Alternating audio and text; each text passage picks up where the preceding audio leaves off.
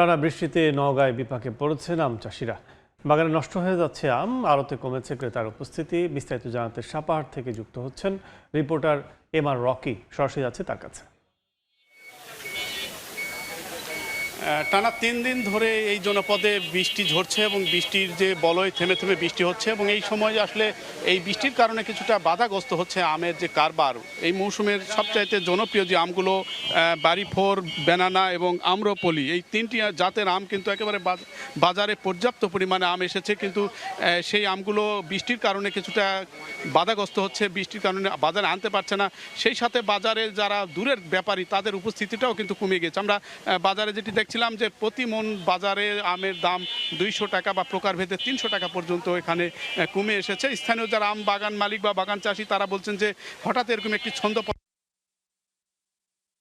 সাথে দরের জায়গাটাও নিচে নেমে আসার কারণে তারা অনেকটাই ক্ষতিগ্রস্ত হবেন এমন কথা আমরা জানতে পারছিলাম। বাজার যদি আমরা দেখি যে রূপালী আমটি গেল সপ্তাহে বা চলতি সপ্তাহের প্রথম দিকে কিন্তু বিক্রি হয়েছিল প্রতি মন 3500 টাকা পর্যন্ত, সেটি কিন্তু এখন 3000 বা 2800 টাকা প্রকারভেদে 3200 টাকা বিক্রি হচ্ছে। অন্যদিকে বাড়িফোর যে আম, এই আমটি এই মৌসুমে ব্যাপক পরিসরে বাজারে এসেছে। এটির বাজারও আমরা দেখছিলাম 2000 বা 2200 টাকা বা 1600 থেকে 2000-এর মধ্যে রয়েছে। সব ধরনের এরকম একটি আমের বাজারের ছন্দপতন, যারা বাগান মালিক তারা কিছুটা হতাশ প্রকাশ করছেন, ক্রেতাদের দিক থেকে কিছুটা সন্তোষ প্রকাশ করতে আমরা লক্ষ্য করছি। এবং স্থানীয় আসলে বাগান মালিকরা বলছেন একটা প্রত্যাশা থাকে বাগানে পর্যাপ্ত পরিমাণে যে আম রয়েছে এই আমগুলো ধাপে ধাপে তারা কিন্তু এই হাটগুলোতে বা আড়তে তুলে থাকেন। হঠাৎ এরকম একটি বৈরী আবহাওয়া, এই আবহাওয়ার কারণে এই সপ্তাহে এসে পুরোটাই কিন্তু তাদের কাঙ্ক্ষিত যে স্বপ্ন সেটি বাধাগ্রস্ত হচ্ছে। এবং স্থানীয় বাজার ব্যবস্থাপনা যে তাদের স্বপ্ন ছিল সেটি হচ্ছে প্রায় এই এলাকায় 3000 কোটি টাকার একটা আম কারবারের একটা স্বপ্ন বুনছিলেন এখানকার বাগান মালিকরা। সেটিও বাজারে যেহেতু নিচে নেমে গিয়েছে, সেটা কিছুটা ক্ষতিগ্রস্তর কথাই সার্বিকভাবে বলা হচ্ছে।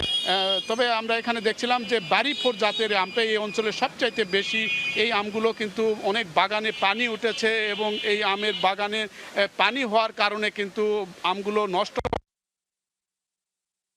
তবে আবহাওয়া অফিসের যে বিষয়টি আমরা দেখছিলাম আজকে পর্যন্ত কিন্তু আমরা দেখছি থেমে থেমে বৃষ্টি হচ্ছে এবং এই বৃষ্টি হওয়ার কারণে প্রত্যাশিত বাগান মালিকরা তারা অনেকটাই ক্ষতির কথাই আসলে তাদের মুখ থেকে উঠে আসছে। সব মিলিয়ে এই বৈরী আবহাওয়া এই অঞ্চলে আম চাষিদের চরম হতাশা এবং দুশ্চিন্তা বাড়িয়েছে। এই ছিল সার্বিক নওগাঁর আম বেচা কেনার খবর আমার কাছে।